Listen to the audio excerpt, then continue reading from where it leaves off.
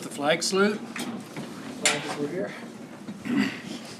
I pledge allegiance to the flag of the United States of America and to the republic for which it stands, one nation under God, indivisible, with liberty and justice for all. Welcome everybody to the May 6th Marion County Commission meeting. Glad to see people here today. That's good to see you here to listen and participate. Would anyone like to make public comments at this point? Okay. We have one person online. If you'd like to make comments, unmute your microphone. I don't see it, so I'm going to say that public forum is closed and move into agenda approval. Any additions to the agenda?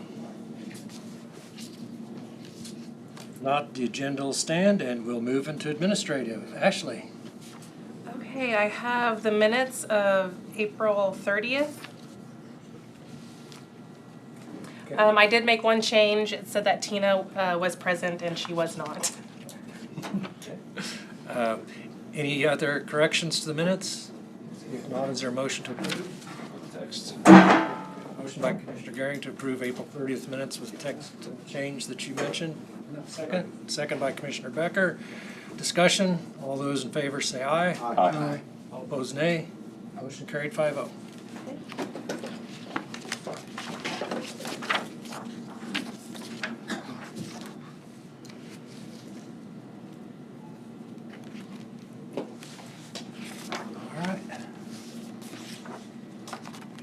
And the next is the change orders.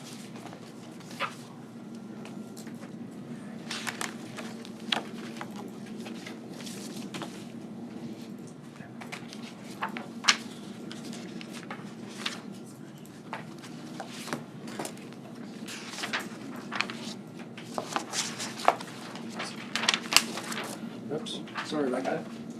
Actually, I should just look through them and look through all the stuff.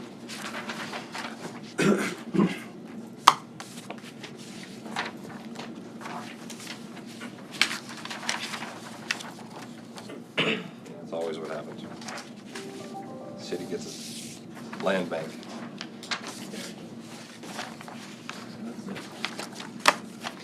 Like, Ward's getting busy, huh? We bought a bunch at the auction. There's all those transfers.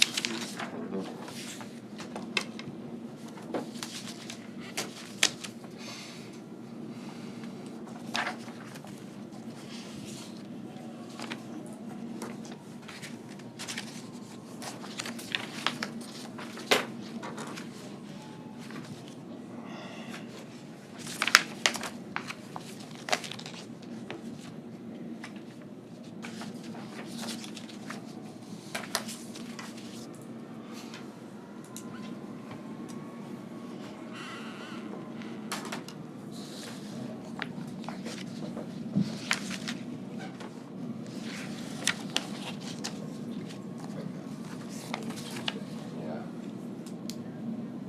Graduation's coming up. Birthdays, anniversaries. Oh. Interesting comment you made there about solid waste fees. I mean, everybody's got a land bank now and they're taking them off. $1,000 there. Yeah. All right. Thank you. Thank you, that's all I have. All right, move into administrative. Tina.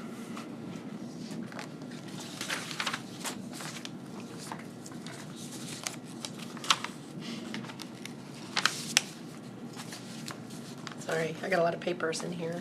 I see that.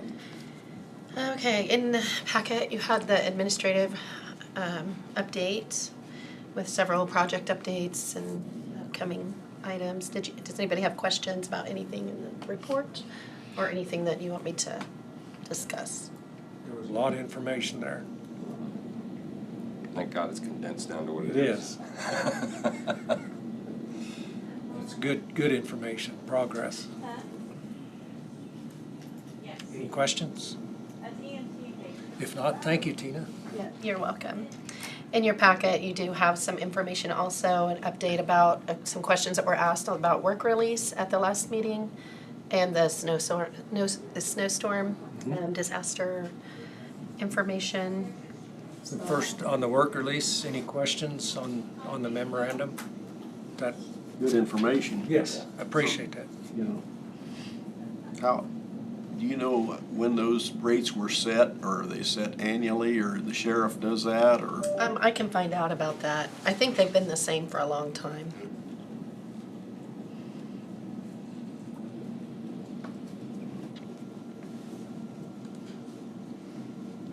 But I can tell you, I don't think it's annually. But I can get a little more information on that for you. Good question.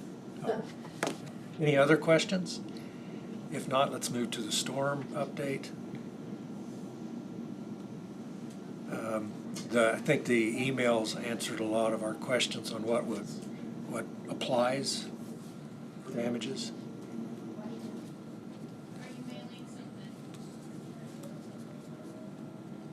I was asking Tina about one of the items under there, damages to road and bridges, and that, you know, federal aid roads are not eligible, but our county roads would be eligible. And of course, it's, you know, looking back, it'd be nice to be able to at least get approximate amount of rock that we lost because of all the multiple miles of road that had to be reopened 3, 4, 5 times, you know, that were left with none. Right. So to me, that's damage. Right.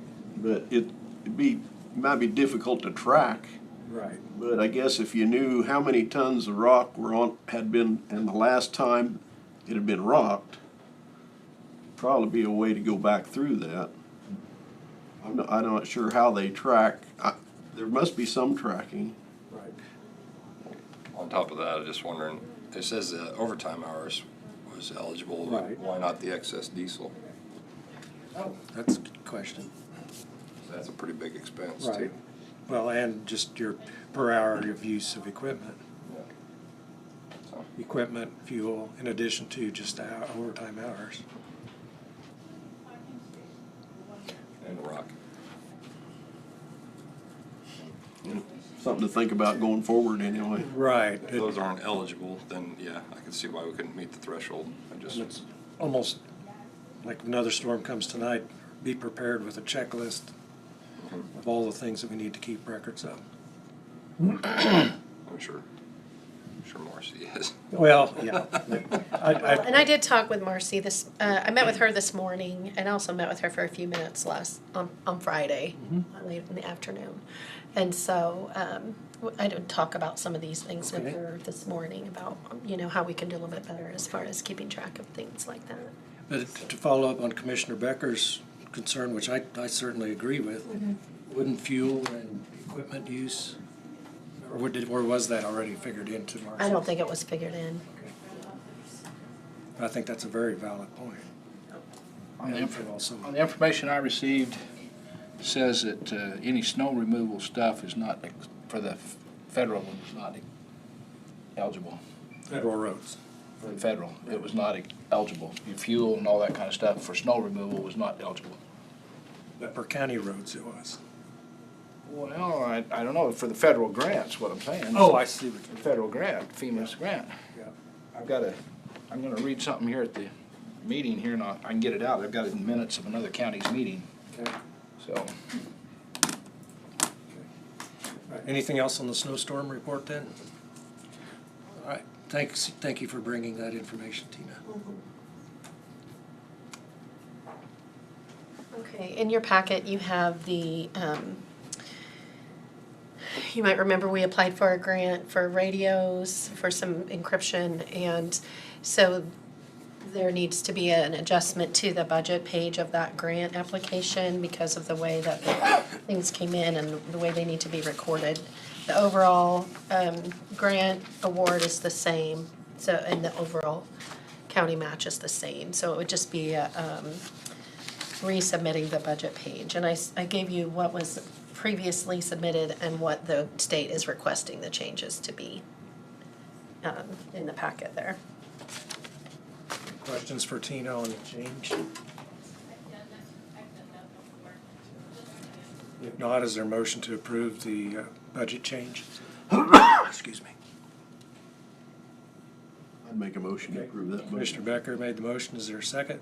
I'll second that. Second, Commissioner Crowfoot. Questions and discussion? I was telling my mom about it. If not, all in favor say aye. Aye. All opposed, nay.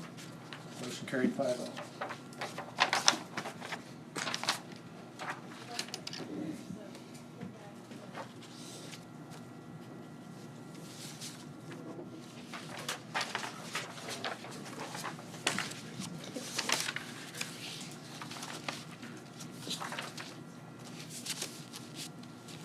Unfunded mandate. Yeah. There you go. We have a resolution, as we discussed a couple weeks ago when you approved the new policies for the EMS. We want to have a resolution to incorporate those, so that's what this resolution is. It was in the packet, wasn't it? Yes, it was. So the commission has had a chance to review it. Basically approving the policies that have been established. So I've moved for approval of resolution 2024-09, a resolution to approve and adopt Marion County Emergency Medical Services policies dated April 22nd, 2024. Second. Second by Commissioner Gehring. Questions or discussion? All those in favor say aye. Aye. Opposed say nay. Motion carried 5-0.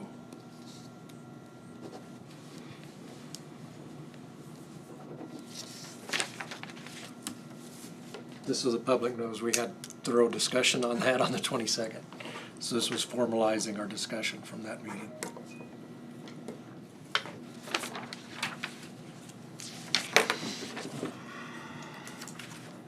In your packet, you do have some quotes or some bids for a transfer station trailer.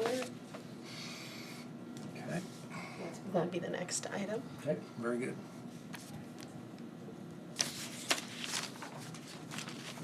Do you happen to remember what Josh said the lead time was?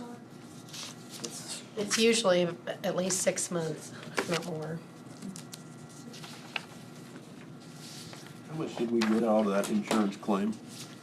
Just under 50,000, like 48,000.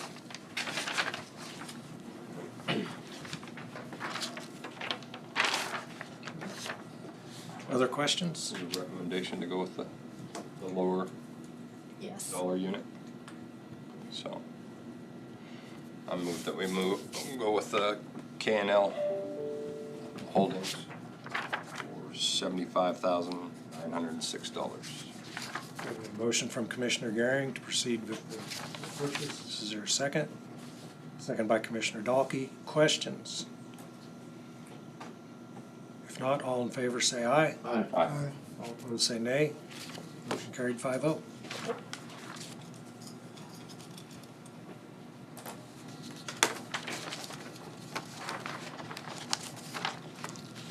Do you have a road crossing permit for approval?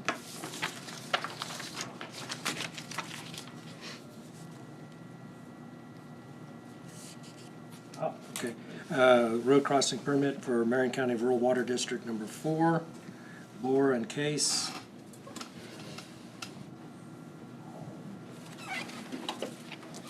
There was some. Plum? No, not plum. Oh, Palm? It looks like pollen. I didn't know we had a palm. Yeah, that didn't make any sense. Or trenched. so there was some confusion about exactly where the water line is. So if it's in the ditch, they're gonna trench. If it's needs to go under the road, they're gonna bore. I wonder if that's that hole. It is near Olney. Yes. Okay, let's use that. Yeah. So this would be a bore and case water line, trenching depending on location, as Tina explained, and that would be near Albany, and the exact address is on the permit. So I would move to approve permit 2024-5. Second. Second by Commissioner Gehring. Questions about the road crossing? Not all in favor say aye. Aye. All opposed say nay. Motion carries 5-0. Dave, I want to go back to the trailer. Sure. We quoted the wrong price. It should be 84,000. They took it, Yeah, it is, I'm sorry, yeah, it's 84,340. they had a 10% deposit, go to the 75. Good catch. I was trying to find 75 trillion. Thought that sounded too. That was a really good price, wasn't it? I'll make a motion to amend my motion. $84,340. Okay, do you remember who seconded? Randy. Randy seconded. You seconded. Okay, so we have a motion from Commissioner Garing amending his previous motion, second by Commissioner Dalkey. Any other questions? Make sure Ashley had the right quotes. That's right. That's good. Good catch. All those in favor say aye. Aye. All opposed say nay. Motion carried 5-0. It is giving us a rebate. Usually it's on the bottom price is usually there. Well, yeah, I was looking at the bottom number. You have these ones that you had. So you know. And I didn't look at the 10%, there was 10% discount. Required. If you want. Good catch. That's a very good catch.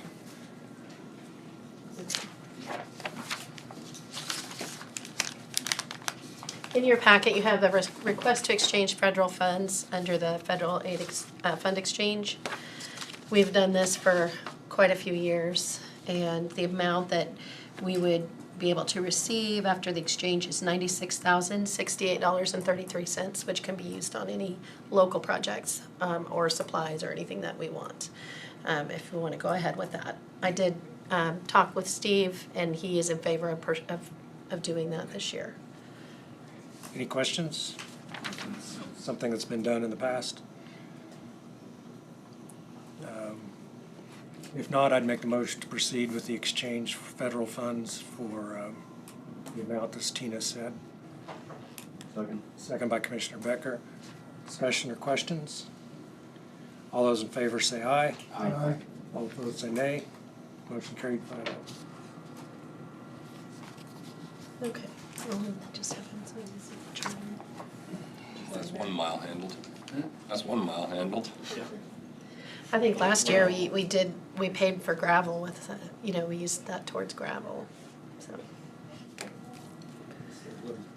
Can you explain something to me, Tina? Sure. Why does Good that try. say federal funds to be exchanged, 106,000, and then available funds after the exchange? Okay, the reason that it says that is that if we wanted to develop a project that is eligible under federal standards and to apply for a project to be funded, we would, if we wanted to keep those funds as federal, which comes with a lot of reporting and additional hoops, it's $106,742 that we could use.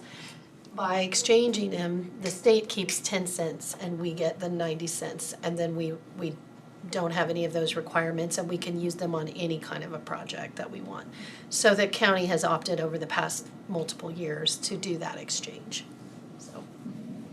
Strings are not cheap. And then John is gonna do a little bit more research though for next year to see exactly what kind of projects we might be able to apply for and actually keep the extra 10 cents, but for this year, we didn't, we just want to go ahead and keep it the same. But I think it's a good time to like research and see what else we could do. But again, you do have all of the federal requirements then for whatever project that you would go with. Is that on the roads or is that on the bridges? That's on roads. Roads. I think when we was doing FSM roads, or I can't remember the title, and we was doing about one a year, we was using that money towards that road. So we're gonna, that's probably been a really long time ago, because I know we've done this federal exchange for at least 9 or 10 We years. quit doing some of that road stuff, and Yeah. that's But- why we started exchanging. Yeah, and I think it's good to go back and see at this point if there's something that we should maybe be doing different. Good. So he's gonna be researching that for next year. Good. Very good.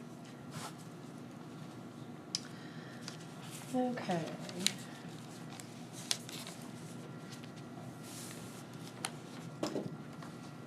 Oh, it was an Elm Street. It's the only one that doesn't have a number. So many streets to. In your packet, you do have some information for a couple of projects, proposed projects for the EMS station here in Marion. One of them would be to run underground fiber and connect our two buildings out there for internet access. And so that would increase speeds from what they have, and then also it eliminate, I mean, it is a spend, but you'd eliminate the internet bill for the second building, which I think is about $100 a month. So that's in here for you to consider. And then the other one is access control. So that would be going to the secured entry for the EMS station like we're doing in other buildings. So that would be with like a key fob or a card entry, which those credentials can be turned off and on for individuals as they come and go, and it would allow them to secure the station when they go on calls. So those two projects are being proposed. Chuck does have money in his budget to do both of them and would like to do them. But if you didn't want to make a decision today, that's okay. I just wanted to put the information in there and the cost. And that would be trenching and running that fiber. That would be through a contractor through Vive. And then the other project would be handled with in-house. We would just need to purchase the hardware. So. Questions on the proposed project?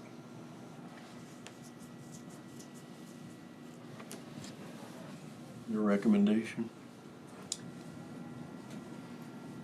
Well, ideally, it would be good to do both of the projects, so I would recommend doing them. But if you want more information or have questions, we can put it on a future agenda, and you can talk to Chuck, and I can bring Kobe in if you have specific questions. It makes sense to have them both on fiber if you get one and not the other. Right, because we don't have fiber on the station. So this is all coming out of the EMS budget, though? Yes, they have a line item for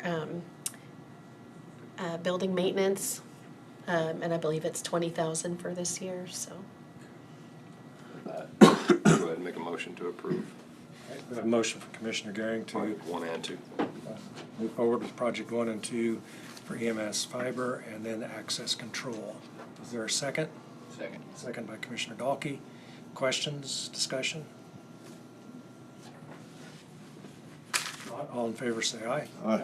Aye. All opposed nay. Motion carried 5-0. Okay. And I think the rest of the items in the packet are for scheduled agenda items.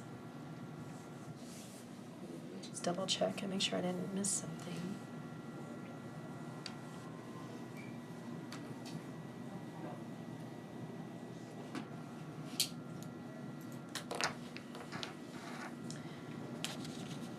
We do have on administrative business the review and approval of the earthwork contractor for the health department. However, I'm waiting for another quote from NF, which we should be receiving during the meeting.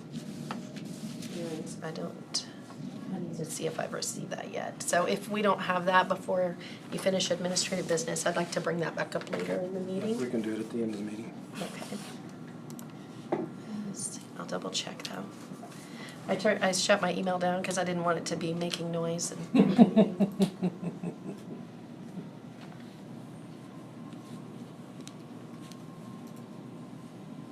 I don't have that yet. Okay. I happened to see Steve in the hall. Did he have something before the 1:45 agenda item? I don't think so. Anything else on administrative?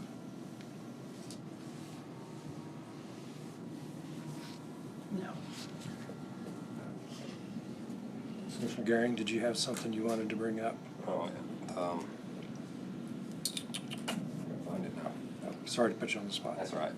So the Kansas Association of Counties was looking for our as a county, a whole, On a formal letter to request a veto of CCR for House Bill 2096, which has components in it that deals with government competition. That for the fitness centers is what, Um, or is it a different? Well, I jumped into this and immediately thought about the bait shops. Oh, okay, yes. I don't know what it all entails, and I don't know if anybody's had a chance to look it over, but they're looking for a where does your county stand prior to end of business today. So I can speak to a little bit to that. Please. I haven't actually read the bill, but I was in on with what the cities were talking about on it because it specifically talks about childcare as a service and some other items. I don't think a bait shop is specifically mentioned in the legislation, but I don't know what. When I was going through some leadership stuff, I was talking to some of the reps and senators, and they were pretty much like anything we do is wrong.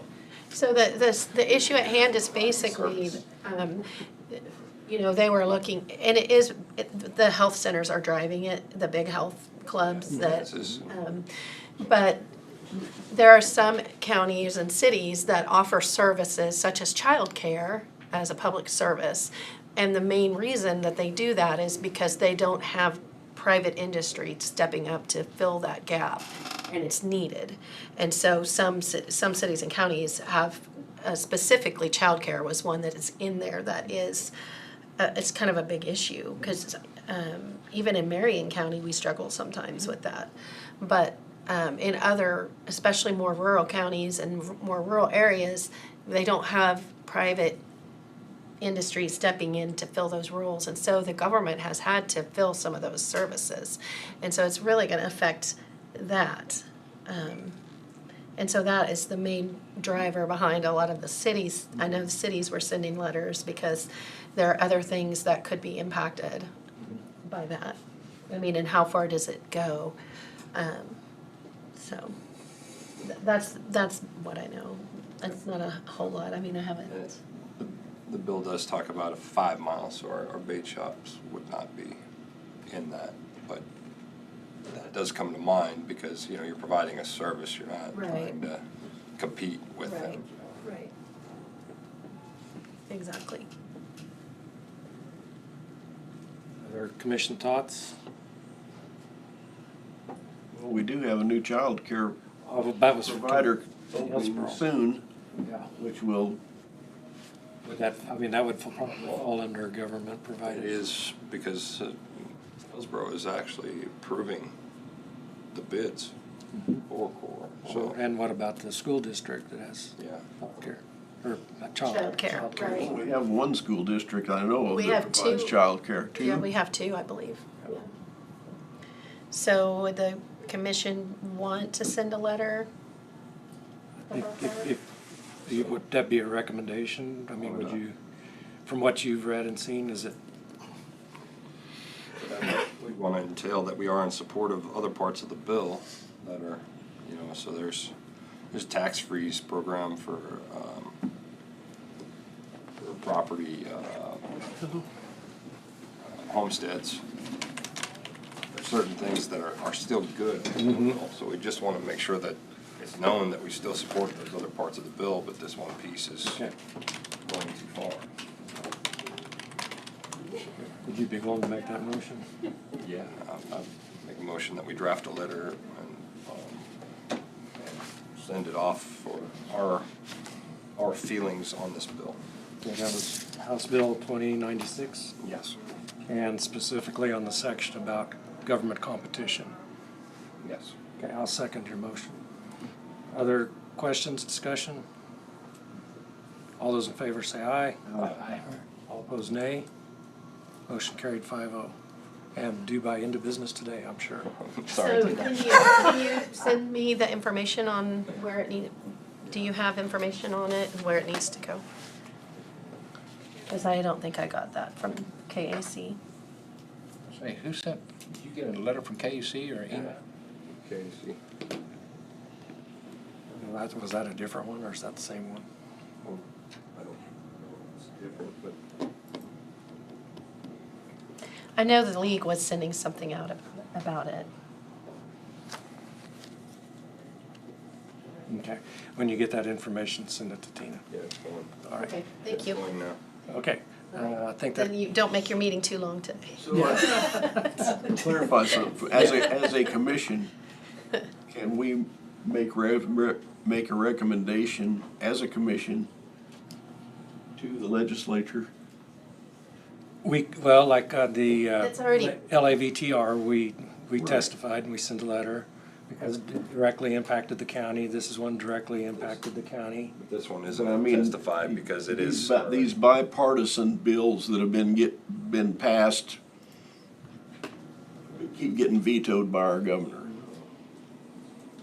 Well, see, this one, we're on the other side of the fence. This one we want to be.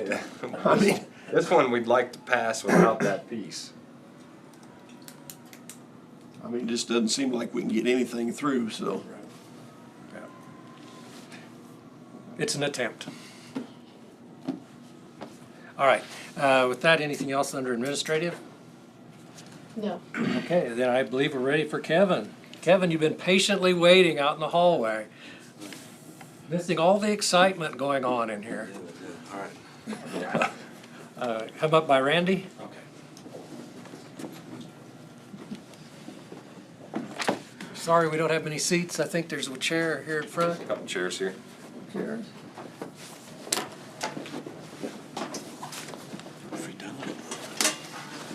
We've done it. Oh, yeah. Yeah, I got new speaker set up here. Oh, wow. Thank you. Very We nice. changed the scenery. I know, it looks very good. And you don't have to speak directly into the I know. microphone. Yeah, it's up there. So it picks you up loud, That's right. and the camera's leaving swivel on. Yeah. Very good. Thank you for, yes, thank you, thank you. Appreciate it. So, yes, good afternoon to you all, and appreciate you allowing me the opportunity to meet with you today. My name is Kevin Gaddert. I'm the Executive Director of the Harvey-Marion County CDDO. And for those that don't know, that is the Community Developmental Disability Organization, the CDDO. Okay, just wanted to do that. Our office serves as the single point of entry for the Intellectual and Developmental Disabilities Service System. Developmental disabilities are conditions that appear in the developmental period and result in functional needs for long-term services and supports. These services include case management, respite care, personal care or attendant care, and adult and day and residential services. So our office affiliates with about, I think we currently have 26 affiliated service providers, and then we provide impartial options counseling for the families and individuals for provider choices once they get the opportunity to have services and supports. We also provide annual contact and options counseling for everyone already in our system, plus annual functional assessments for all persons who receive services and supports. Our office also provides quality assurance oversight, which includes on-site visits to monitor services for a 10% sample of persons served each year, and then we maintain contact with everyone on our wait list. So for FY24, we currently, or right now, we have about 345 individuals in our system in both Harvey and Marion County. 81 of those individuals, or 26%, are Marion County residents. We have 240 of those receiving targeted case management, which is a very important service. And it's the sort of entry-level service for individuals coming into our system. And then once in the system, the total number of children and adults receiving personal care services is 64. Those receiving day services is 131. Those receiving residential services is 100.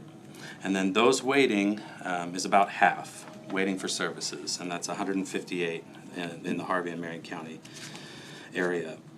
We received 6 waitlist funding offers this past year, and we added 22 individuals to the waitlist. So for support outcomes for the local finance plan for FY '24, we break that out into 6 services that we use county mill funding for. Direct services, direct support services. So in Marion County, we had 1 adult using personal care services. 1 individual was funded for tuition costs for Tabor College Project Search Program. Then in direct financial support, we have 1 family in northern Marion County who receives direct financial supports from our office so that they can meet the bus of a provider that goes back to Newton to res care. We had 2 children that received respite services this past year. That's an upcoming service that we're excited that is moving into Marion County. It's a program that's out of Newton and has always been sort of more of a local Newton, and so they're expanding into Marion County, so that's really exciting for us to see that happening. We had 38 children, ages birth to 3, who received early intervention services in Marion County, and then we assisted 10 individuals and their staff to go to the Self-Advocates Conference in Wichita last year, and we'll be doing that again in this July. Then our final service is transportation. We have 10 individuals receiving service-related transportation by the Harvey Marion County CDDO, and 5 of those individuals received transportation from a service provider, 1 received transportation from a service provider and self-directing their services, and then 4 individuals who self-direct their services then receive transportation. So the Harvey Marion County CDDO deeply appreciates the Marion County Commissioners and support of our organization and mission through appointments of our governing board, passage of our county resolutions as needed, and reliable and timely quarterly funds since its inception back in 2007. We respectfully request your ongoing investment in your local developmental disability service system for local access to services and local accountability for outcomes. So in developing our FY '25 operating budget, in our most recent board meeting, we had a request from the Tabor College Project Search Program of an increase of $5,000, and therefore we are respectfully asking for a slight increase in our funding request to you all of $5,000 with a total request of $75,000 for fiscal year 2025. And I would be happy to answer any questions that you may have for me today. A while back, Randy, you brought some of this up, right? Yes. Yeah, my term is officially up here this next month.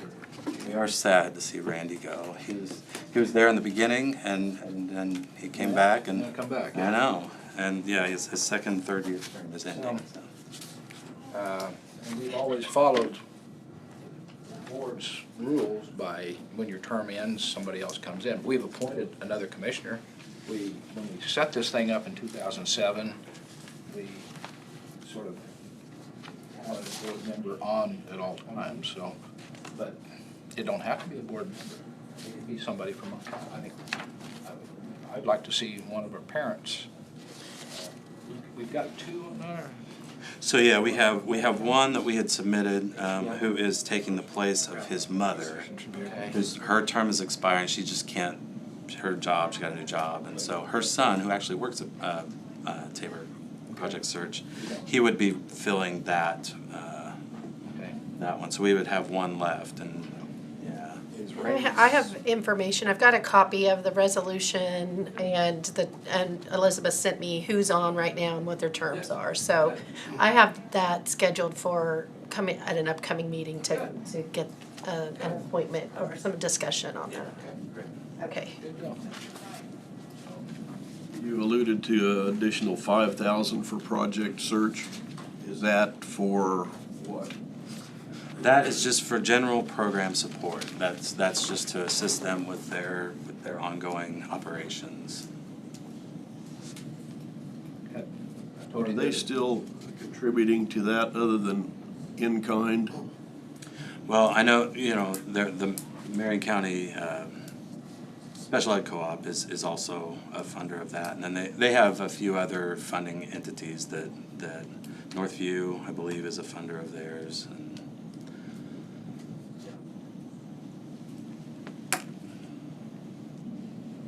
Thank you. Did you say Marion Special Ed is? That would be going directly to them. That's why we don't see it. Don't see it. yeah. Other questions? I was just just discussing it, I think we raised our money to 70 for the last 2 years. Is that what we did? I think with the way things have been going for Project Search, I went to it here again just a couple of years ago. Mm-hmm. Yeah, at the Hillsborough, and they had 4 or 5 that was at the. Yeah, they had 4 graduates this year. 4 graduates, Yeah. so, and there was some on the way, they've already got some for next year, so I would recommend to the commission that we up to 75,000, so. But I'd make that motion. Okay, Commissioner Dahlke has a motion on the floor to increase the funding to $75,000. Is there a second? Second. Second by Commissioner Gehring. Discussion? All those in favor say aye. Aye. All opposed, nay. Motion carried 5-0. We appreciate the work you've done, the result. It's got to be very exciting to see this happen. It is. Thank you. Thank you so much. Very much appreciated. Thank you. Yeah, you bet. Appreciate it. We'll get it on the. Yes. I think that would be great. Thank you. Sorry about that. And you had a full room. It's great that there was a full house. You all have a wonderful day. Thank you. There's an empty chair. Steve, would you be ready? Yes, sir. All right. Now we got an empty seat for the next person to come in. You can sit down. You betcha.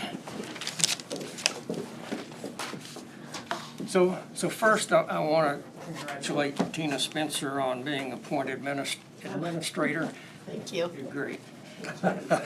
Seriously. And thank you, commissioners, for allowing me to speak this afternoon. I'm Steve Schmidt, 102 West Prairie Lakes Drive in Heston. I am a county landowner. My wife and I purchased some land near Waldeck in 2000, mainly because it has a Santa Fe Trail on it, and I've discovered it's very rich in history. So I've been busy improving that land and preserving the trail.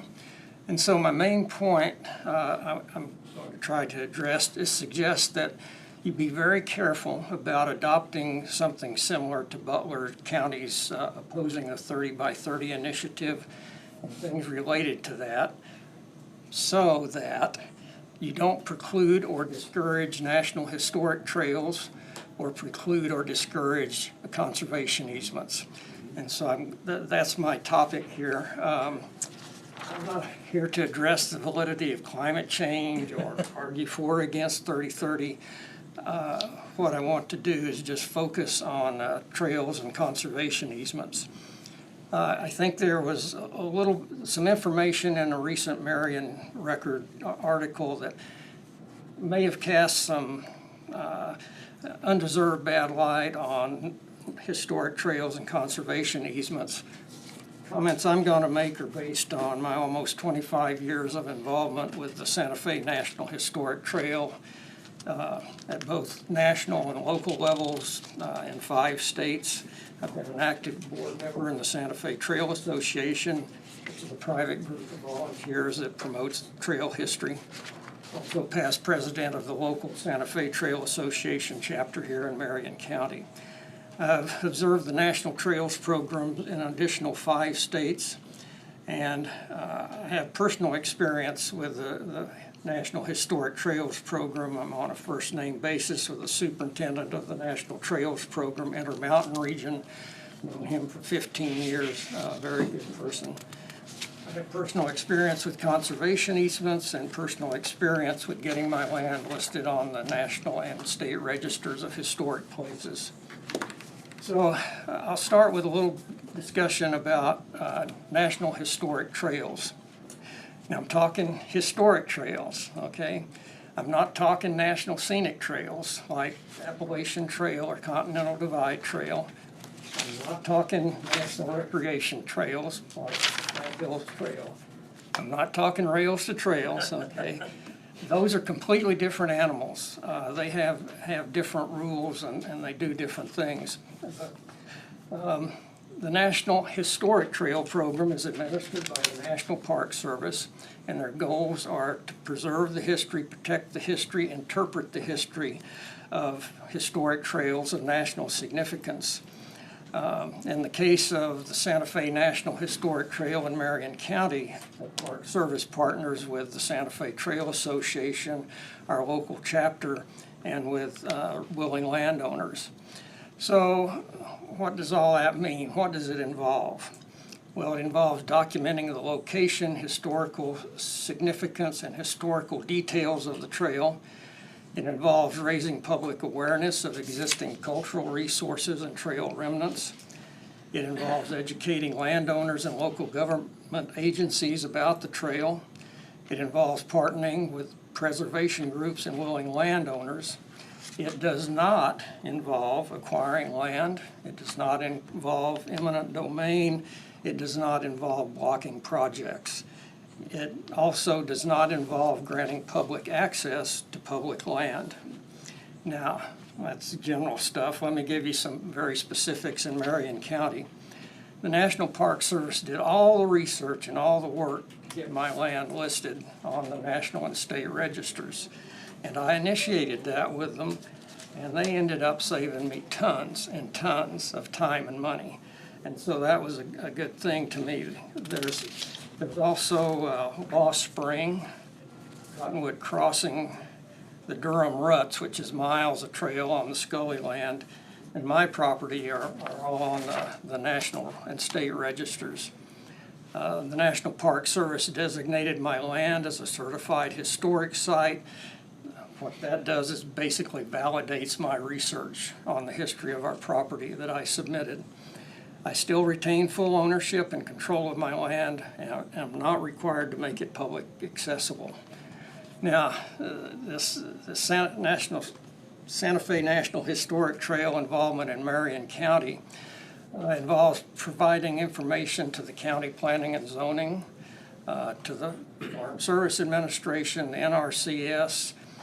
We feel if people are informed, they can make intelligent decisions on what they want to do with their land. It involved installing Santa Fe Trail crosses here signs across the county. At every location the trail would have crossed a public road. The National Park Service furnished all the materials at no cost to us. The local Santa Fe Trail group installed the signs, and the county really helped us out by allowing us to put those signs in the county right of way and coming out and drilling the holes to put in the posts that hold up the signs. And similarly, it involved establishing the Marion County Auto Tour of the Santa Fe Trail and installing signage for that. And that you follow the signs and it takes you to 20 sites of historical interest along the trail in Marion County. And I can tell you for sure that brings in tourist dollars in combination with the Santa Fe National Historic Trail geocache tour. We've established 3 historic interpretive sites, one at Lost Spring, west of the town of Lost Springs, Cottonwood Crossing just west of Durham, and then French Frank's Trail segment on my property. We're in the process of developing a 3rd interpretive site at 320th and Highway 15, right in there. It involves being a resource to business and industry. We've consulted with the pipeline companies, wind farm, cell tower companies. We're continuing to obtain more and more information about the trail in Marion County. Diamond Vista mapped the whole county for us in LiDAR to look for Santa Fe Trail remnants. And so we've got that mapped across the county, and they discovered remnants, trail remnants we didn't even know existed. It's a fabulous resource historically. So what we do does not involve interfering with private property rights. For instance, we did not prevent plowing up of the Santa Fe Trail in a pasture north of Lost Springs a few years ago. For trail buff, it's heartbreaking, but that's their land, and they can do what they want to it. Even National Register designation does not infringe on my personal property rights as it sits right now, unless I take federal dollars to enhance what's on my property. I could plow up my ruts if I wanted to, but that's not gonna happen. It does not involve blocking projects.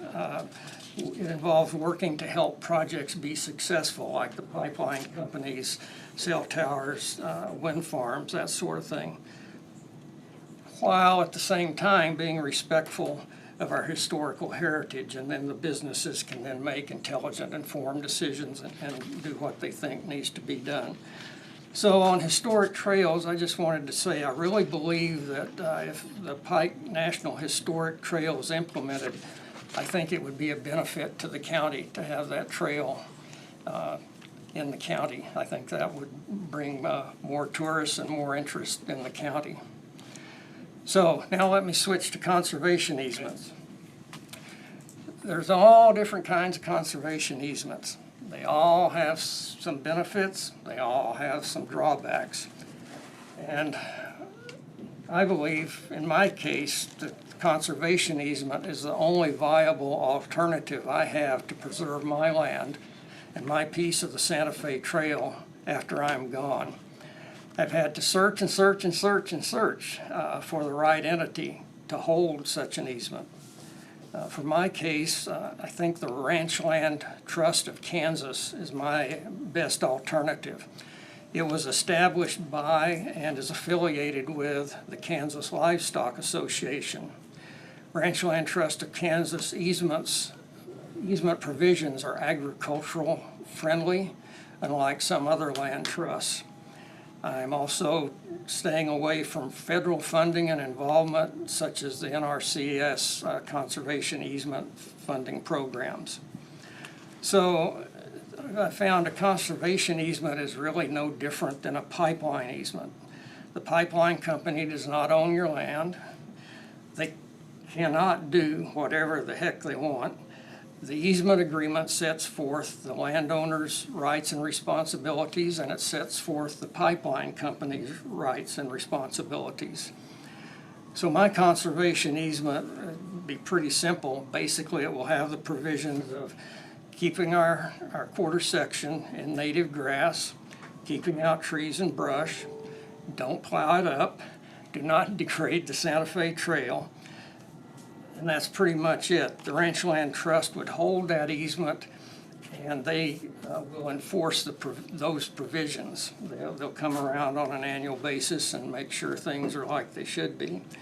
But I'm free to use the land for agricultural purposes, haying, grazing, agritourism. Just let the grass grow and look at it because it's pretty. Basically, I can do anything that's consistent with those stated requirements and goals and restrictions. The conservation easement, oh, somebody glued my pages together. The conservation easement does not take land off the tax rolls. It does not grant ownership to Ranchland Trust of Kansas. It does not grant public access, and it does not limit who we can sell our land to, and I actually hope it helps keep it in the family. Now, I'm talking Ranchland Trust easements specific to agricultural property like mine. There's other trusts, these statements might not totally apply, but for agricultural, this is good through the Ranchland Trust.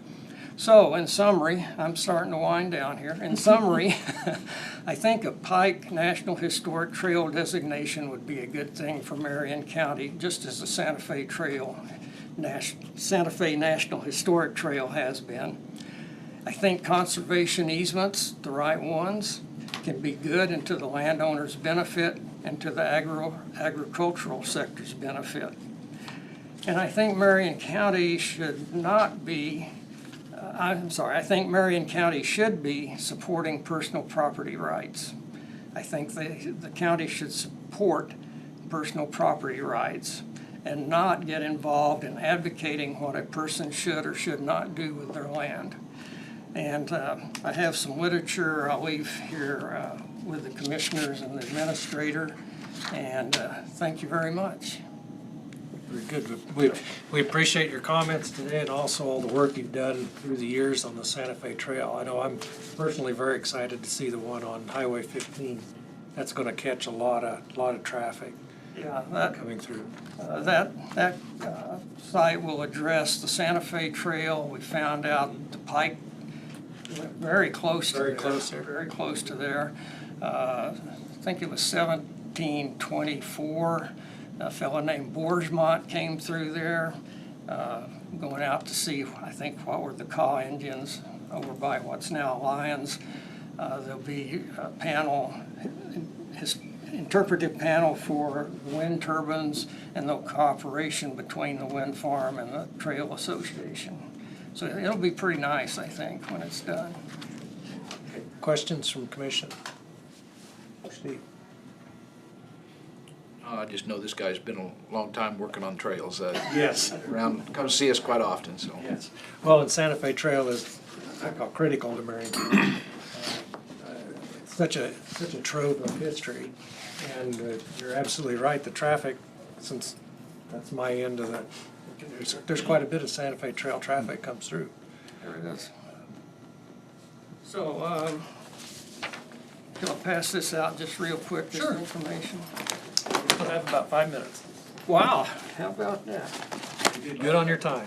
Well, it's, I didn't want to abuse the time.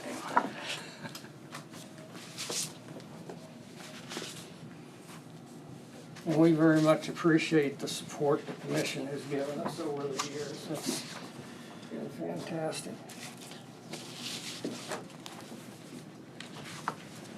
I didn't give this to you before I started because you just been fiddling. We'd have been looking at it. I know how that works. You do.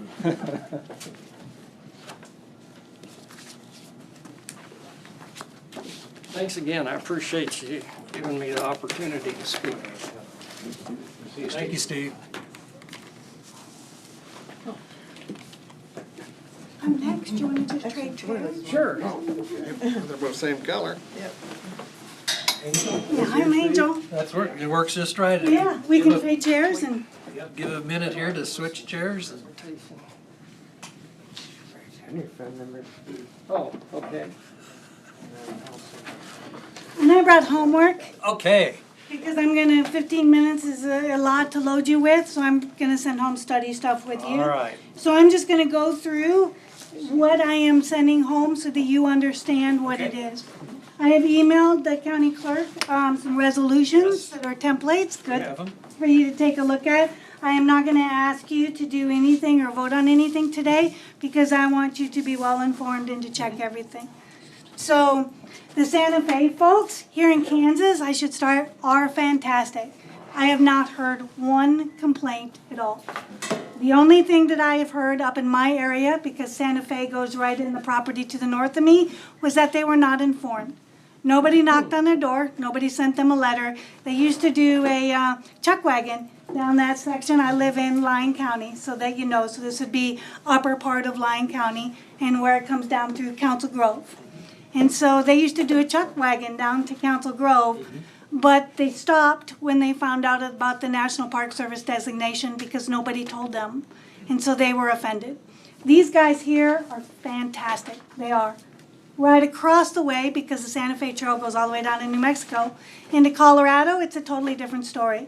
Those folks over there are quite interfering, I guess is the way to say it, even Pinyon Canyon, because it goes right across next door to Pinyon Canyon there, and if you don't know, that's a military reservation. Pinyon Canyon has had nothing but trouble because they constantly are talking about even the lights, how that interferes with the Santa Fe Trail there. They have had a couple of cases in counties there where people were nominated to historical, their property was nominated to historical preservation, and they had no idea until they went in to get a loan at the bank. There is a book online on Amazon that anybody can find called Scammed, in which the documents, the actual county documents that were submitted for those cases are in that book. It's not really a novel, it's more like a course, and it's all just freedom of information requests and documents and stuff like that. So if you're looking for a novel, it's not going to be the way to go. But the biggest point to point out is that I love the trail, and I think the local folks do a 100% better job. My question is whether or not the National Park Service should be involved. And if they should, shouldn't they be knocking on doors? And more importantly, if there are going to be government involvement, shouldn't you have a say into who those board members are to prevent any situations like Colorado have? So that is my question. The biggest problem that I have with trails is the minute they go in before Congress, they become leverage.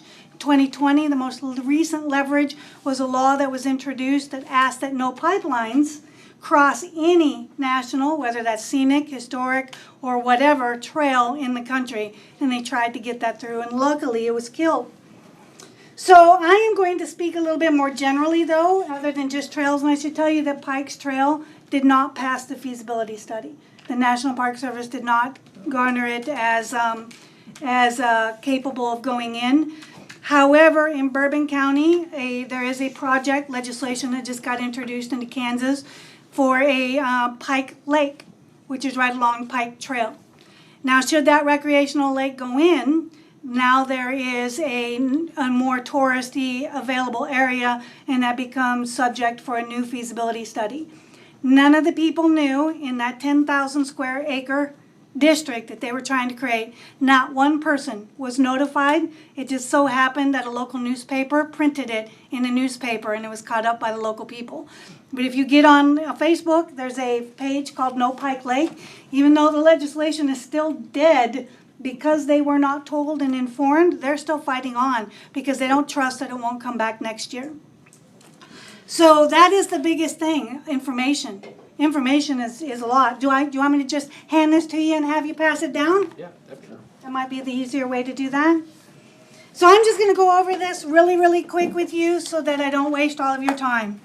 So these first page here are visuals that I printed off because I wasn't sure that you were going to get the links, and I wanted you to have them.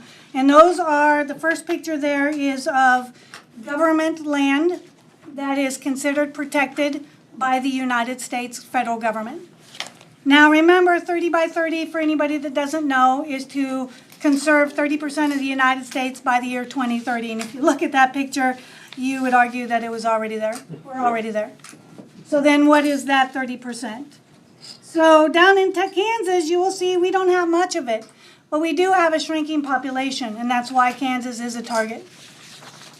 On the next page there is a conservation easement map.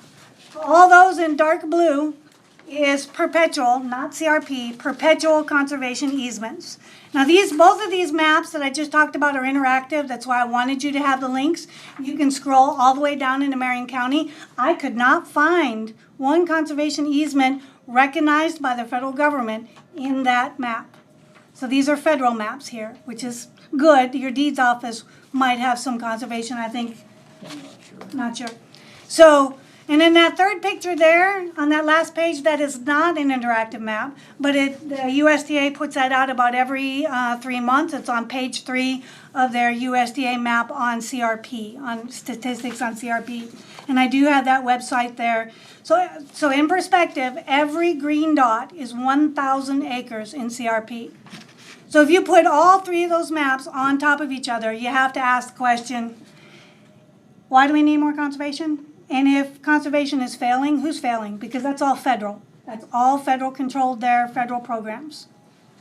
So that last page there is blank, so that one was done. Okay, so then this one is produced by American Stewards of Liberty, and it is just their general, what is 30 by 30 and what does it mean? And then that next one is their recommended resolution. And I have a note on here because what you'll notice on this one is that it's different than what, say, Butler County had. So what we were doing, we have so in Kansas, there are 27 counties that have passed resolutions against 30 by 30. But there are over 50 between Kansas and Nebraska that have passed resolutions against national heritage areas. We have about 8 or 10 that have passed resolutions against the Chisholm and Western Trail, which is another proposed trail going in. We got tired of wasting y'all's time and going back and forth. Love you, love the relationships. But we decided to combine them all. So if you do decide to do a resolution, adjust it to your county. You may want to put, except for Santa Fe Trail on there. That's okay. That's all right. So what we're asking the state to do is to get involved, because as these lands go into federal designations, it is depopulating our area. Everybody says, Angel, how are they going to take land here in Kansas? Exactly like they do it in the West. They depopulate the area until you lose enough members of Congress through redistricting that there's no one to fight another monument or wilderness area. It's exactly how they've done it out West. So a lot of these methods are into depopulation. So at the very, very minimum, say you have somebody that's enrolled in a program for CRP and he runs into problem. Your resolution at a very minimum is cheap, easy eyewitness testimony in a court of law on behalf of that landowner. It does not pass any law in Kansas. It doesn't say that nobody can work in a program or do the Santa Fe Trail. All it is a resolution. What I do with them is take them to the state legislatures, take them to the Department of Interior. Remember, nobody's informed of these ideas. So to give you a very good example, we fought a National Heritage Area up in northern Kansas. When I went to see Tracy Mann, Congressman Tracy Mann, I went up to him and I told him all about this. And he said, Angel, you're telling me they've been lying to me. Well, that asked the question, who's they and how long have they been lying? And from our Freedom of Information request, we found out that that National Heritage Area proposal, that board had been soliciting members of Congress for 5 years. And they were still 2 years out from their feasibility study. In their own minutes, one of their members asked, when will we start making this public? And they said, not before the feasibility study. So 2 years before everybody encroached in those lands were going to be informed of that federal jurisdiction. So one of the things that we have asked the state legislature to do is inform the people. National Park Service requires it. That's the whole purpose of the feasibility study. So this is a copy of Butler County's resolution, which is my favorite. There's another one in there, which is the very first one produced by Chase County. So Chase County was the first county to produce a resolution against 30 by 30. Now Chase County has the Tallgrass National Prairie.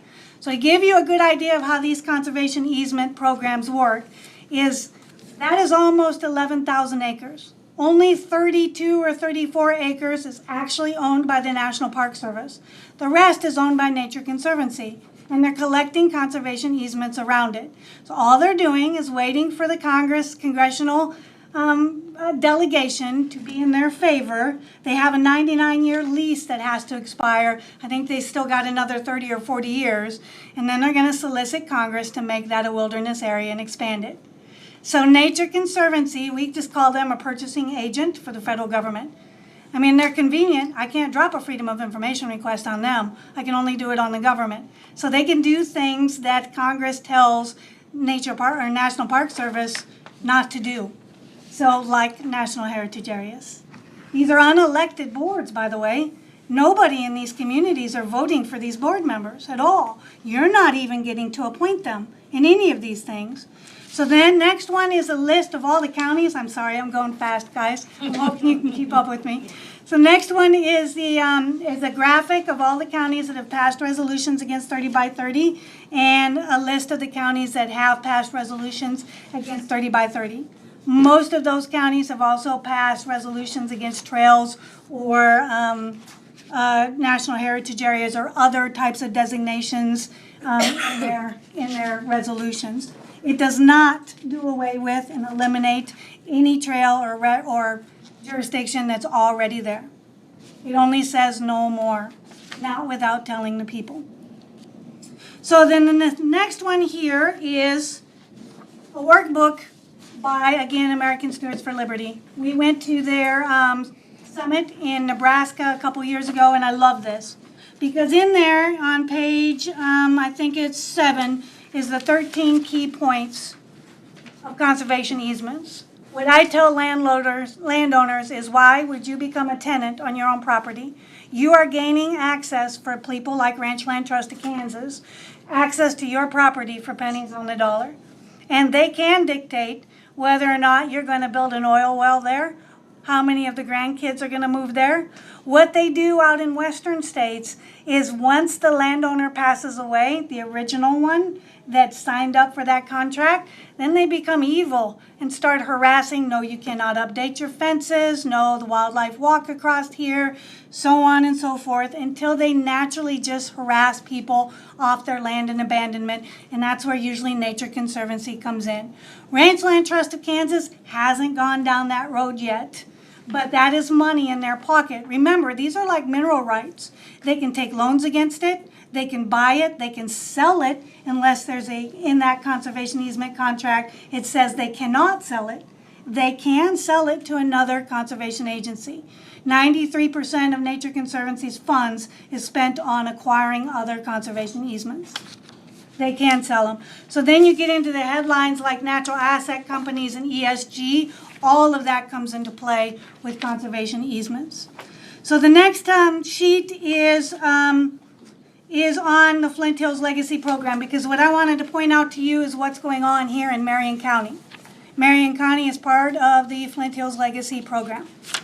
And this is the press release by the Department of Interior in 2010 when the Flint Hills Legacy Program was initiated and created. And the goal of that program is to put all of the Flint Hills into conservation easements. So the biggest thing that conservation easements do is it sterilizes the population. So if you are only keeping that land in grass, then that means as technology advances, all of your workforce moves with that technology and you're depopulating that area. That conservation easement freezes the land that it can only do this or that or whatever's in that conservation easement. Technology moves. And if you look at those maps, you'll notice that all those perpetual conservation easements are around federal lands and along rivers for that reason. It's to depopulate that area. So again, to go back to removing those members of Congress to where they can get that wilderness area. So in the Flint Hills Regional Council, I have their original comprehensive plan. And in there, it's so pretty and it's so nice and it's just a lovely document. But by the time you close it up, you kind of get the feeling that all ranchers are cockroaches. Because they kept saying they have to protect the land for the military installation. We have to protect it. We have to protect it. And I'm thinking, protect it from who? Who is coming into the Flint Hills of Kansas and ripping up the land? Maybe solar, we could argue that, right? But there's a moratorium on that. So who is destroying it that we suddenly need this intervention to stop this destruction? Is my biggest question. So here is the map of the Flint Hills Legacy Program. This is on that first map that I showed you of the protected lands. If you click on the menu for proclamations, you'll get this map here on the bottom. This top one is on the U.S. Fish and Wildlife. So it is the U.S. Fish and Wildlife, another federal agency that you didn't ask for, that you didn't grant permission to, who has come in here and made a big proclamation for a big chunk of land to save it from everybody here. So that in itself to me is offensive. And up there you'll see that is one of the partners for that is Ranchland Trust of Kansas. Now I reached out to Ranchland or KLA. Aaron Padeka is the name of their lawyer there. And he said that should not be on there. And he had that. If you look at their website now, that's a screenshot. It's not on there. However, at that time, when I checked out Ranchland Trust of Kansas, they bragged that they are one of 7 land trusts in the region that is participating in 30 by 30. They have since rolled that back. But how is that going to look 5 to 10 years from now? The next sheet is a bill that got introduced to Kansas legislature. It will be introduced again next year. This is my bill. I would like to say that I wrote it, but I stole language from Missouri, or from North Dakota, and from, not Missouri, North Dakota and Montana. And I combined the best of both of their legislation, and I took it up there. It was introduced, but given the makeup of our governor's office with a veto necessity for everything, there was other priorities. It'll come back next year. What this does is ask for the state legislature to have an up or down vote on any more jurisdictions that come in, particularly national heritage areas and trails. And if it does not get a majority vote, to deny all state funding. What that'll do is force those jurisdictions, those board members, to actually inform the people, because they're gonna have to raise their matching funds, not from the state or from the county governments, but from the people that they claim to be protecting. So it doesn't stop them, it doesn't prevent them from doing anything, but it does force them prior, hopefully before one goes in, that there is another one coming in. So, and that's work in progress. I wanted you to see the language of this. It did get amended. All the whereas was taken out because the Freedom's Frontier, Kansas Wildlife, everybody that came in sort of opposition to it, that was really all their problem was the whereases. So they took that out and they did just the simple language, and it kind of lingered there.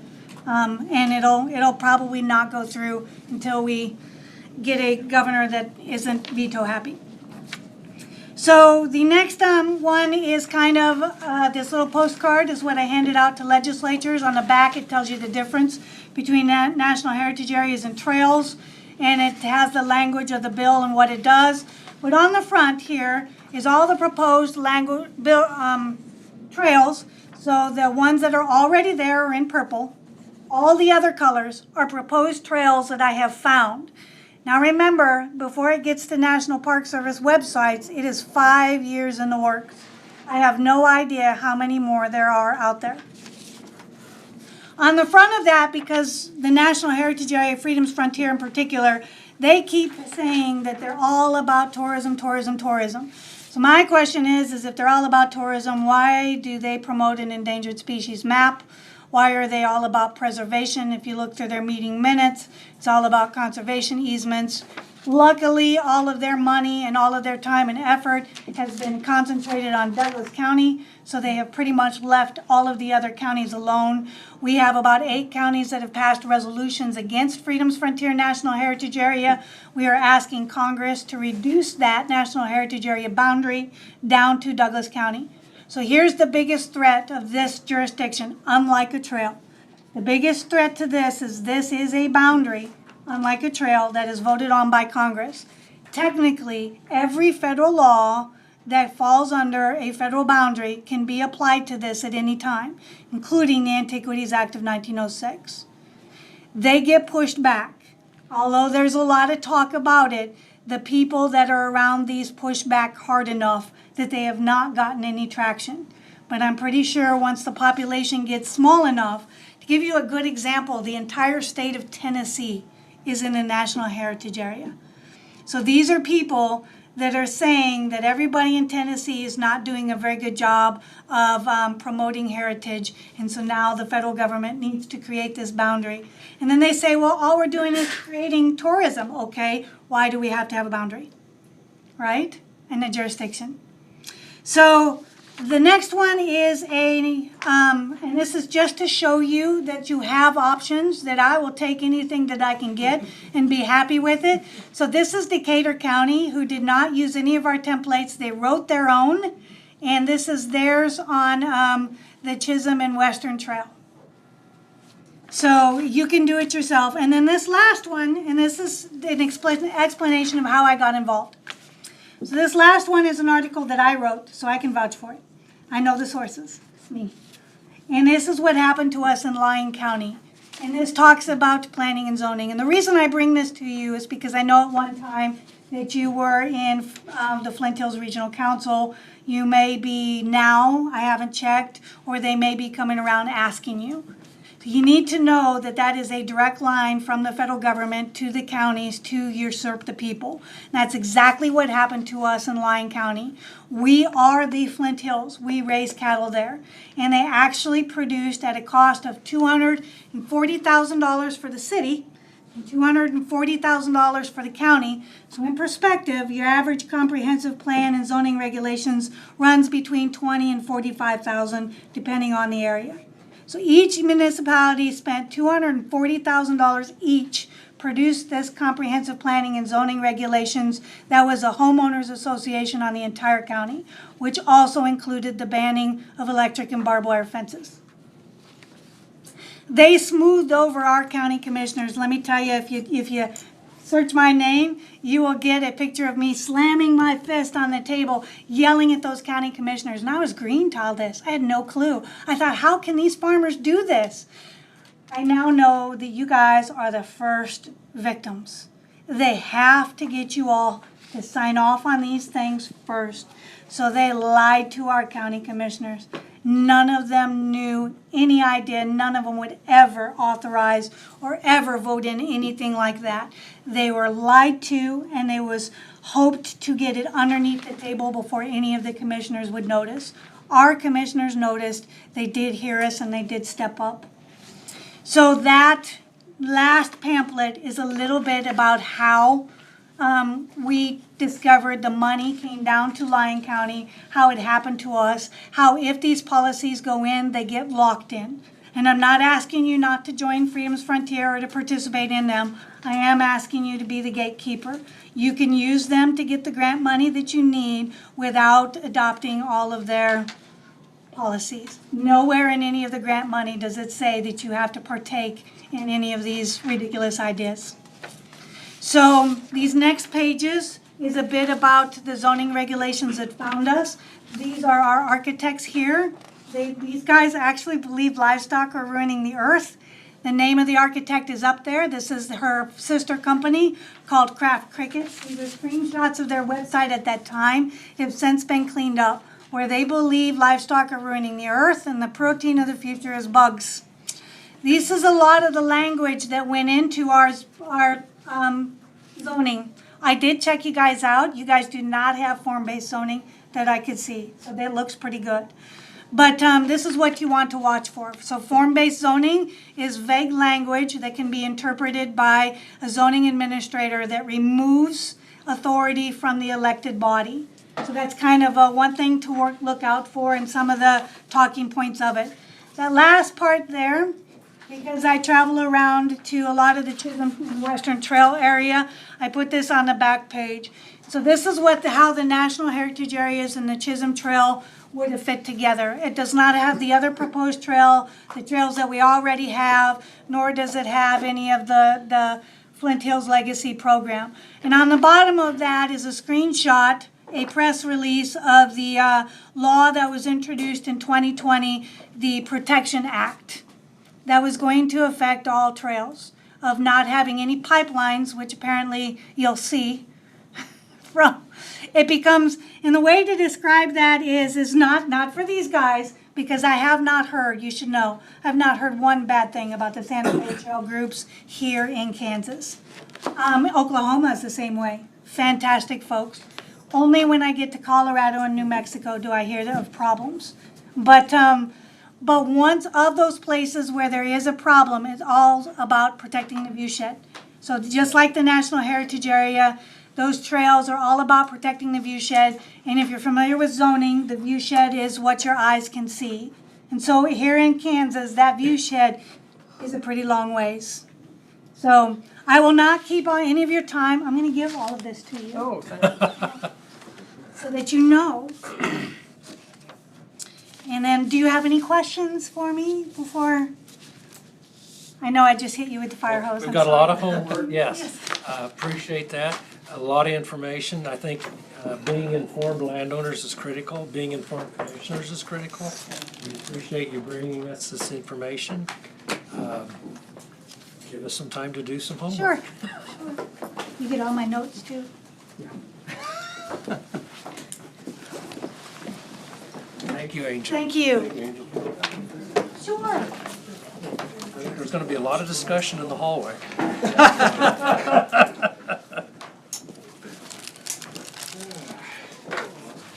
Dave, you have to take off for a doctor's appointment? Yeah, I don't know if doctor called, wanted to see her, so. Yeah. You don't say no. Thank you, Dave. All right, Darren.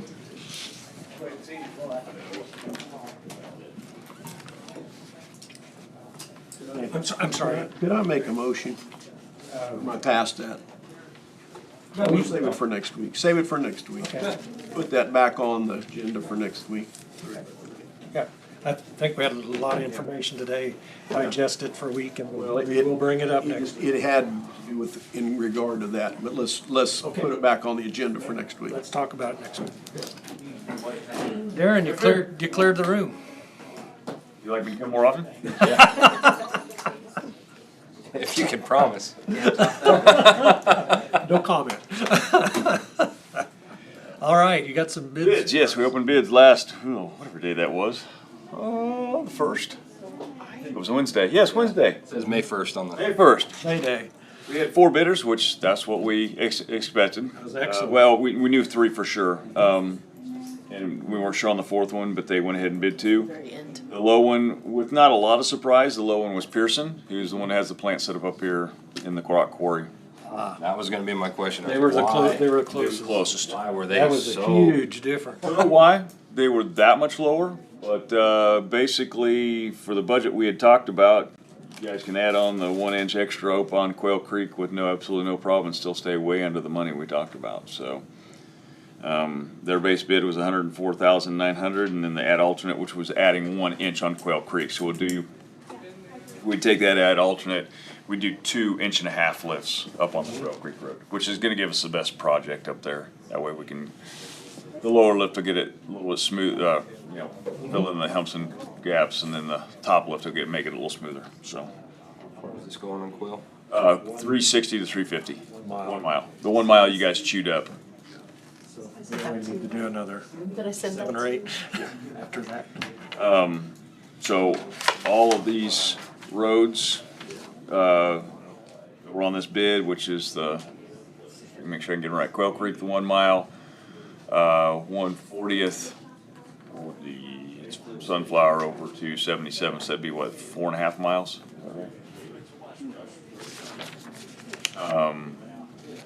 The 1/2 mile of Old Mill from 56 down to the 290th, or sorry, 190th, and Timber down there from 40. This was our patchwork. So they'll have to mobilize 4 times, but that's all included in their bid. So their time frame it was to start July 8th, which is right behind when they do 290th. So they'd move basically from 290th to these projects, Perfect. and they'd be done by August 8th. That's awesome. Steve, any comments or questions? Nope. Kinda nice. This still gives you guys almost 2 months here to finish up any late patching or pothole stuff that the county's gonna do ahead of The it. preparation won't be an issue. Any questions? As long as you're totally confident in Pearson. We've had them, any of these 4, they're doing KDOT projects. I mean, as far as their work, I just making sure that dollar is for real. That's where they bid it. Proximity makes a difference. Yeah, love it It it. not does. make that much difference. It does, but it's A lot. Big savings by having them around. The work they're doing on 50 is good looking so far. You can remember from Walton, they did the Walton project too. From Walton this way, so far their work looks great. We've got a history, track record, we can actually see the work. They've got nice equipment. Yeah. They do. They do have nice equipment. So my recommendation is for you guys to accept the base bid and the add alternate for a combined total of $874,650. from the recommendation. Commissioner Garing made the motion to approve the Pearson bid, $874,600. Second? Okay, second, Commissioner Becker. Questions, discussion? Where's that coming from? That's the improvement, capital improvement. Any other questions, discussion? All in favor, say aye. Aye. Opposed, nay. Motion carried forward. No problem. We will get the contract back to Tina for you to get signed. We're not in a rush, so we'll get it to you back this week and That way you can sign it.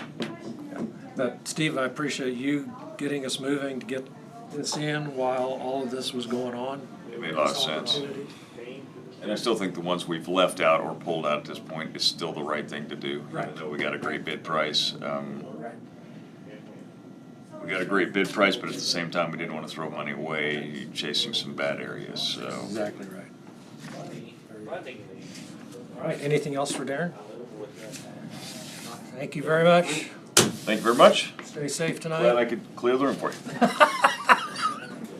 We may, I'll call on Mondays. That's right. Just have you give me a buzz. I'll be over. Thank you. Thanks a lot. All right, Steve. Just kind of wanted to talk to you guys about Hard Rock a little bit. Appreciate that. At this current time, we are out of Hard Rock, out of the Orange Quarry. Last Thursday it was, we delivered the last bit of material out of the quarry that was set aside for us.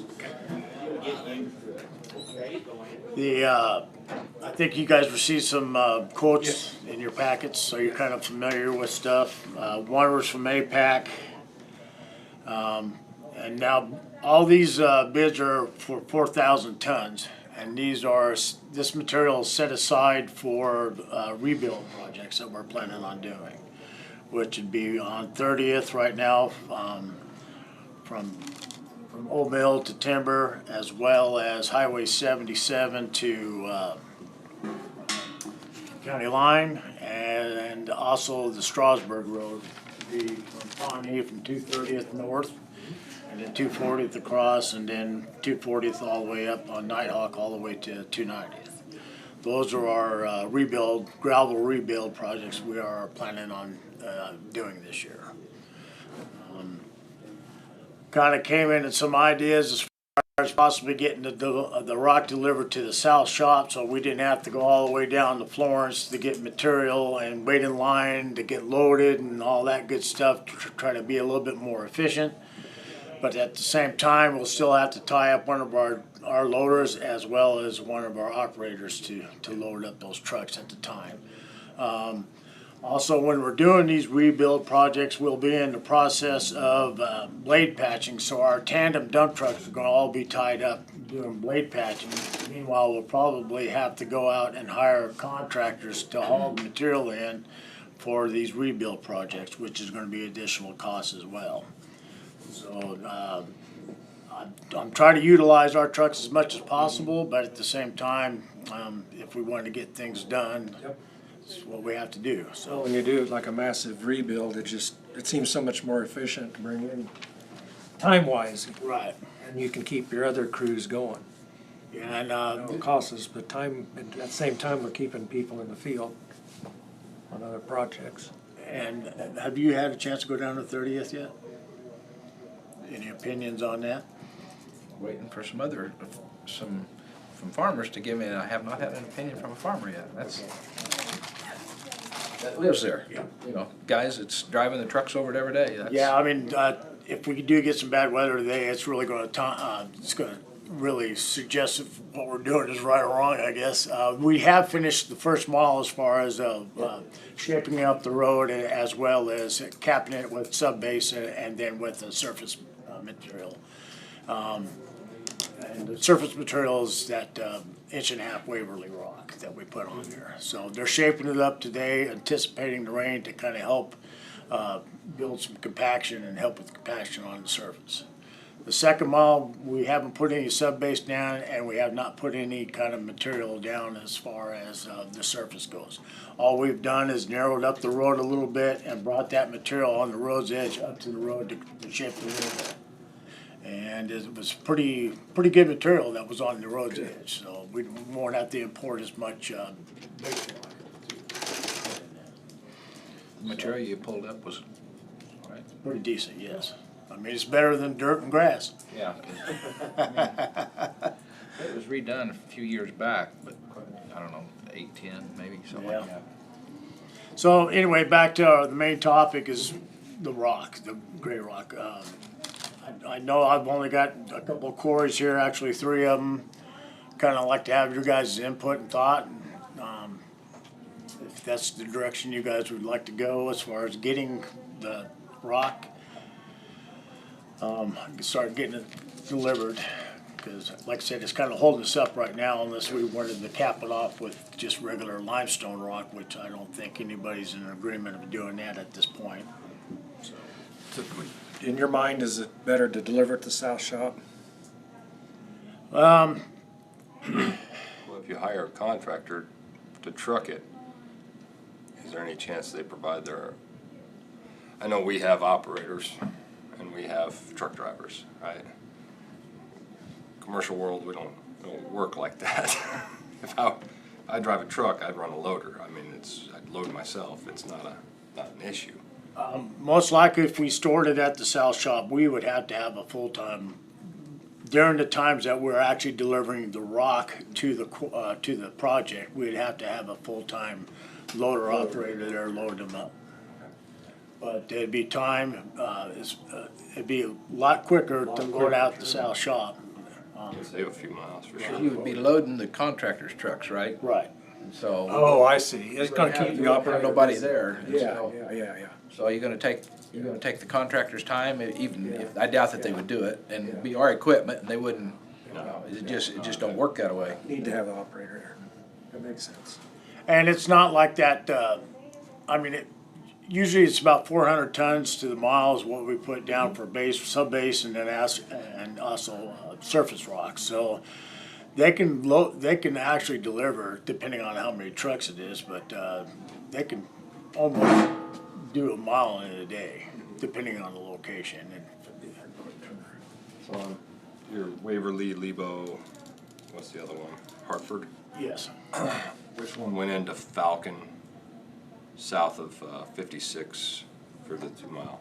That would have been the 1.5-inch Waverly rock.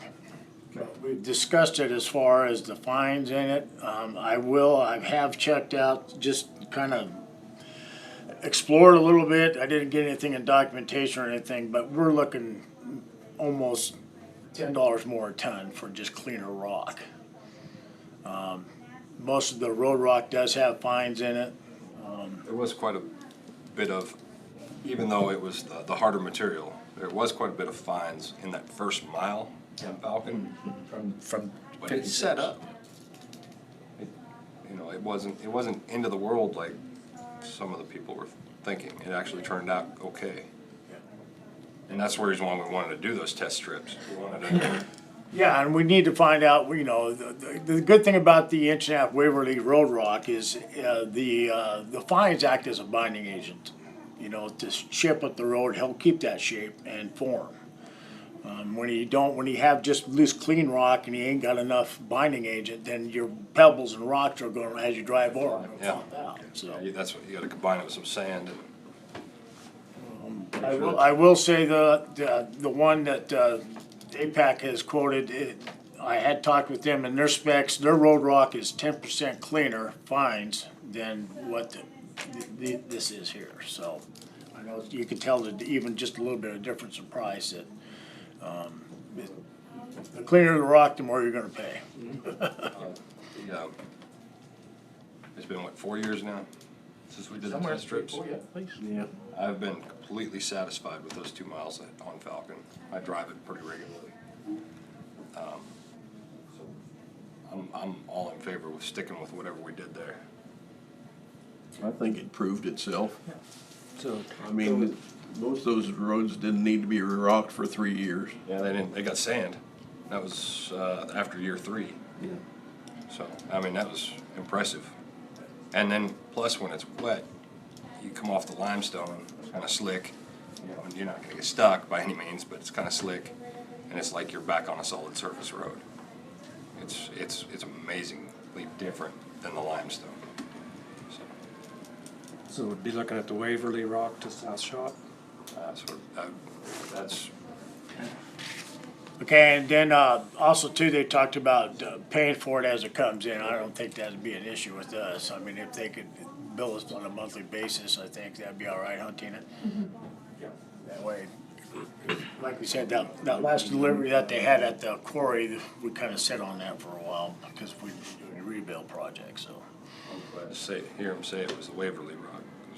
So Waverly Rock to the south shop, everybody kind of agrees on Where that. you've seen results. I've seen results with the Waverly Rock. So Steve, you agree with that? Okay, so Randy? Is your test sample on 290th out of Lincolnville East ready for us to look at and tell where you've done 1 mile of this, 1 mile of that? I already went and drove it. Okay, well, I don't think we've really given it a fair Has it opportunity, time yeah. 3 years is a little different than 3 weeks. Yeah, and I don't think there's been very many cattle trucks driving up and down it yet, so. That's a big test there too. Get 2 inches of rain and then hauling cattle grass. I went and set my instrument on my truck and checked the road slope just to negate any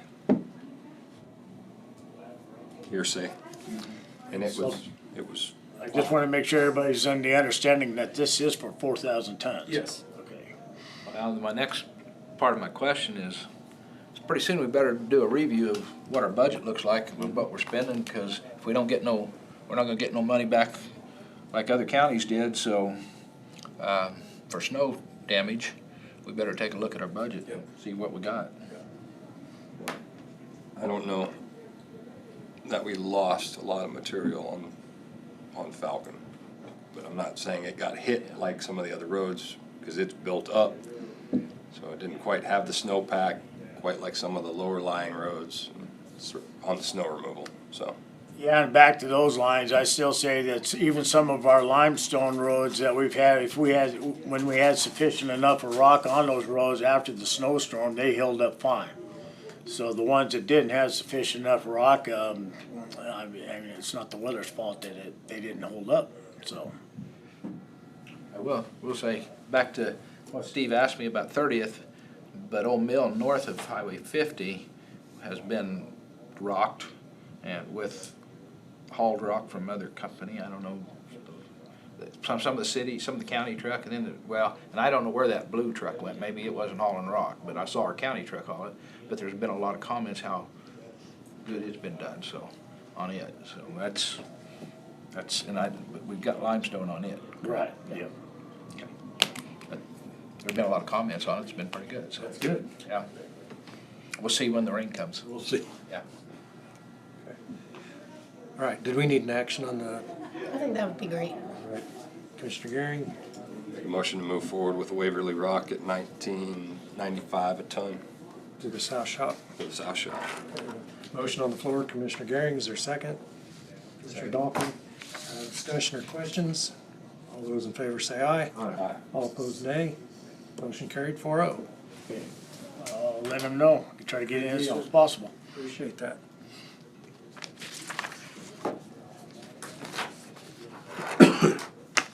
You guys have anything else for me? Start blade patch this week, you said? Well, we can't, depending on the weather. I'm looking outside as he's answering. Some of us are hoping for rain. Steve's hoping it stays dry. Yeah, we got a partial bridge that we're gonna have to put in a couple of half moons up north on 350th and Diamond. It's collapsed, the wind farm came in there and put a metal plate over it. And it's gotta be replaced, guys, so that's gonna be a project we're gonna be tied up with, so it might delay. We're scheduled to start blade patching the second week of this month, which would be next week. But with all this other stuff and weather and all that, we're probably just maybe waiting an extra week, so. What did you say, 400,000 tons? Or 4,000 tons. How many truck drivers are we short right now?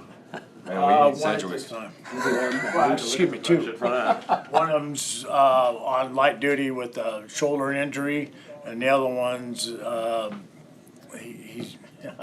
he was hurt on the job and he's in a bad shape. So I don't know if he'll be able to return. So we have trucks sitting, in other words. No, we actually have trucks being repaired right now. Well, I guess they are sitting, for a different reason. Sitting in a different We place. have one at Williams being repaired, the transmission, and we also have one in the shop right now with the leaf springs broke. The brackets holding the leaf springs are all cracked, and it's one of the older yellow trucks. So, yeah. Seems like those yellow trucks were nickel and diming us, and there were a lot of miles on us. It's hard to keep both of them running a week's period of time. We always call one to spare because if the one yellow truck breaks down, we always got the other one for backup to bring in and switch out, so, yeah. I will let you know this too as well. Personnel-wise, we're getting almost, I would say within a week to 2 weeks period of time, depending on the hiring process going, we will be at full staff. Wow. So, First time in how many years? 3 years? so we're looking forward to going into this summer with full staff, not having to actually pull section men out to help with particular projects, so. We will have a full-time rebuild crew, and we'll also have a full-time blade patch crew at the time. And then at the same time, we'll have if it works out, we'll have a gentleman substituting in the sections that the section men are gonna be helping out with blade patching, so. Also, we'll have 2 full-time blacktop mower guys as well, so. Is that a new guy running one right now down there? Yes. We've got a school teacher possibly going to be working for us at the end of Memorial Day. And I've asked him if this is something he would like to do on a yearly basis. And he said, yeah, he's really interested in it. So, anyway. We got all flaggers. Yep.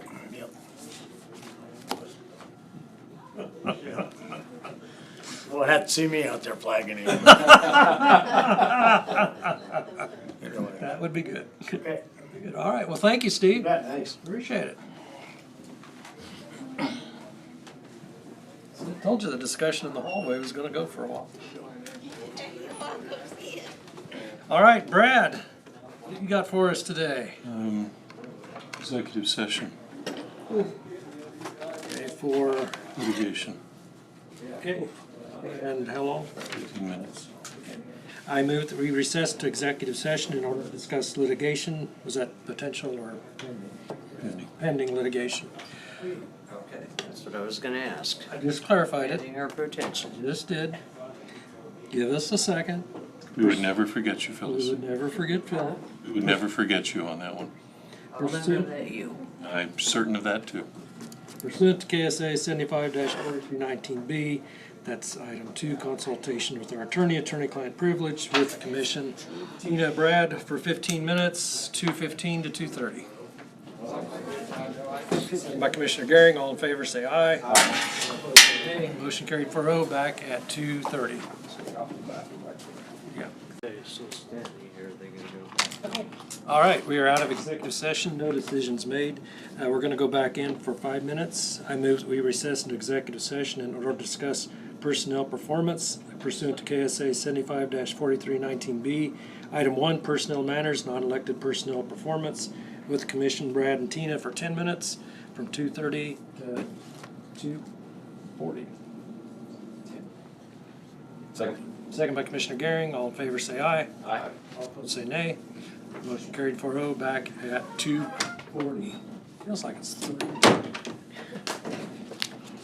I'm trying One over here, there should be one over there. to recycle. This is a great big one right You're here. on. Okay, we are out of executive session, no decisions made. That completes the prepared agenda. Any commission comments? Yes, Commissioner Dockey.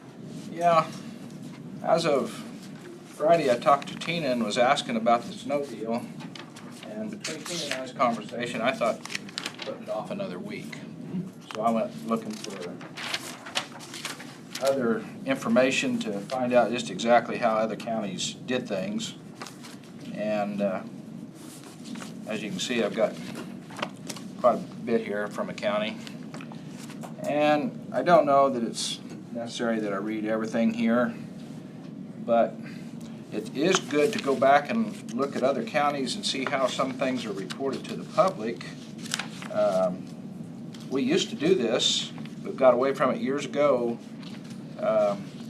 Road reports, exactly what all's going on, that when they meet every week, that kind of information was put out right here in that.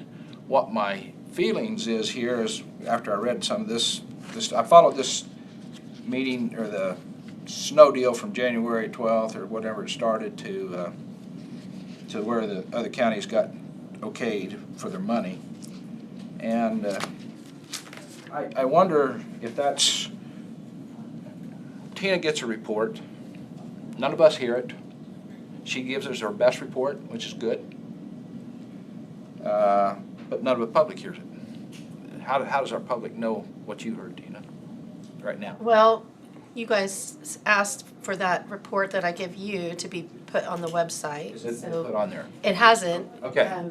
But Okay, I'm just, Baby steps. yeah, so today was my plan to start that at the Okay. beginning of May.